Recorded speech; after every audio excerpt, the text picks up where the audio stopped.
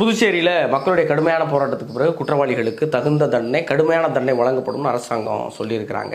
அதுலேருந்து நம்மளால் வெளியே வர முடியல. இப்போ ஒரு செய்தி படிக்கிறேன், செங்கல்பட்டில் முந்தா நேற்று மக்கள் போராட்டம் பண்ணியிருக்காங்க. என்ன போராட்டம் தெரியுமா? வல்லாஞ்சேரிங்கிற ஒரு தனியார் பள்ளிக்கூடத்தில் எல்கேஜி படிக்கிற 5 வயசு குழந்தைங்க, அந்த குழந்தைக்கு 2 அயோக்கிய நாய்கள் தொந்தரவு கொடுத்துருக்காங்க.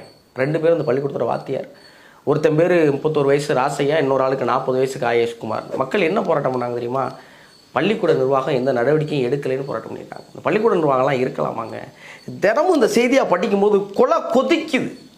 இந்த என்ன செய்தி படிக்கும் நான் விரும்புகிறேன் தெரியுமா? போஸ்கோவில் கைதான இந்த 2 பேரை தூக்கில் போட்டோம், இந்த 2 பேரை நடு ரோட்டில் வச்சு சுட்டோம், கல்லால் அடித்து மக்களே கொன்னுட்டாங்கங்கிற செய்தி படிக்கணும்னு ரத்தம் கொதிக்குது. பள்ளிக்கூட நிர்வாகம் ஆக்ஷன் எடுக்கணும்னா போஸ்கோவில் கைதான வாத்தியார்களுக்கு துணை போன அல்லது நடவடிக்கை எடுக்காத பள்ளிக்கூடத்துடைய லைசன்ஸை பறிச்சோன்னு செய்தி படிக்கணும்னு தோணுது.